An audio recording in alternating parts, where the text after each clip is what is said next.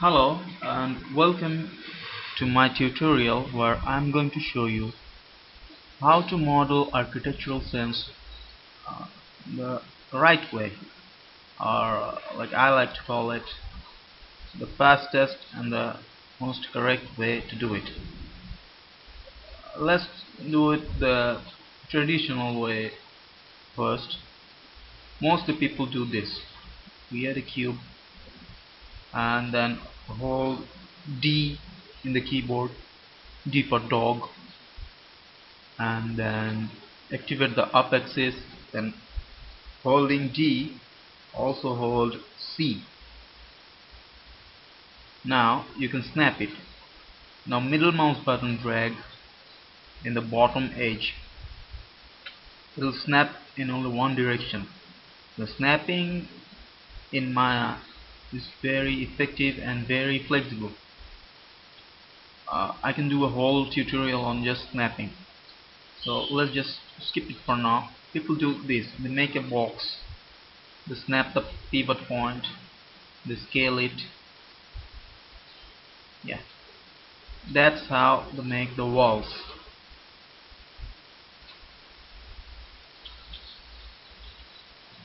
Now I can duplicate one wall and then just hit shift D a couple of times, complete the floor, then add another box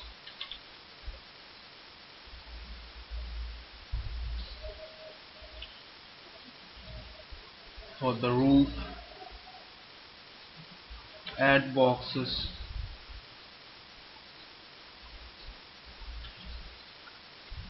for the doors and for the windows. Select the big wall, then the door object, and then go to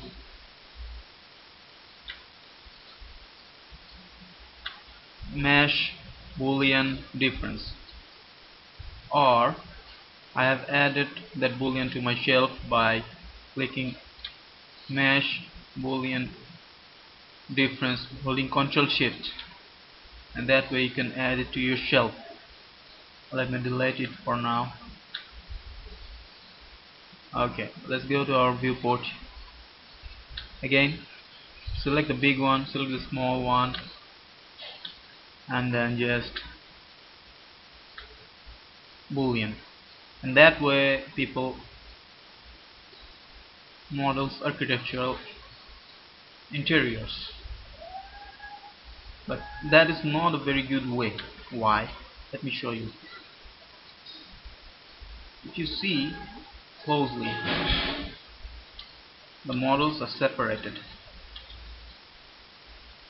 So if you, when you go to the rendering part, lighting part, add final gather or V-ray render, and use final gather for the mental ray or irradiance particle for V-ray.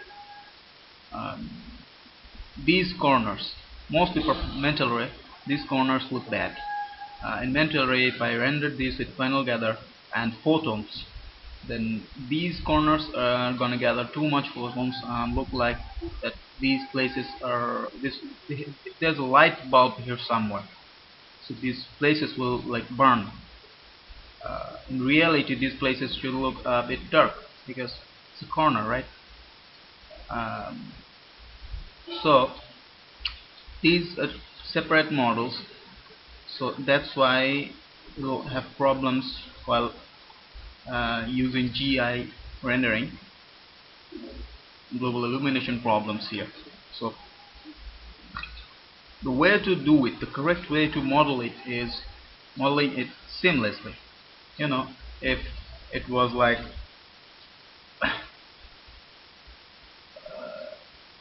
this,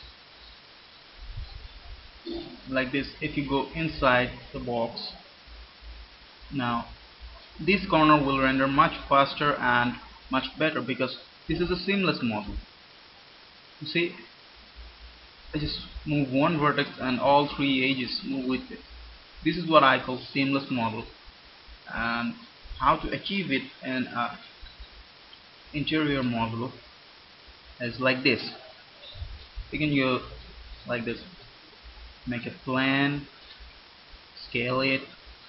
You can even have image plane underneath and add a transparent shader to the model plane, so you can see through it to the image plane, and then just do what I'm going to do now.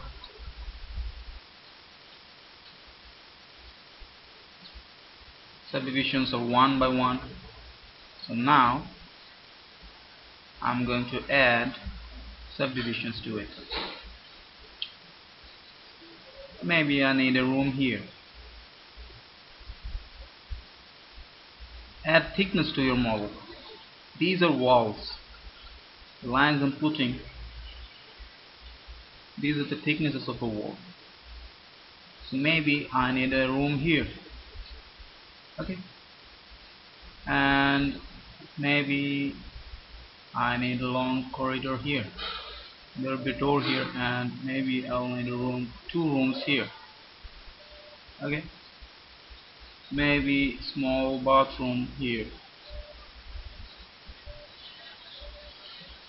Add subdivisions. It would be a lot better if you had an image plan underneath, but I'm showing you technique right now, so I'm not gonna go that deep, only because I want to make this really short and easy to learn. Now if I want to delete some edges, just select the edges and hit shift in the keyboard and hold right button, delete edge. Hold the right mouse button and select delete edge.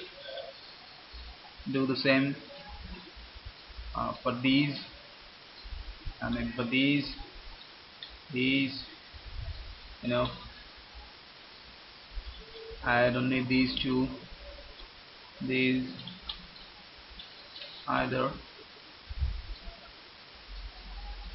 Delete the edges, because when you extrude them they'll produce extra polygons you don't need. Not that it will be a very big problem, but just keep it very, make it look like you've been working with it hard. Okay, make it clean. Clean model is always makes a positive impression.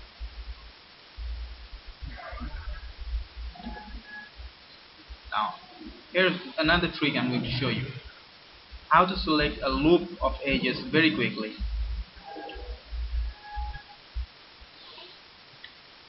See what I'm doing?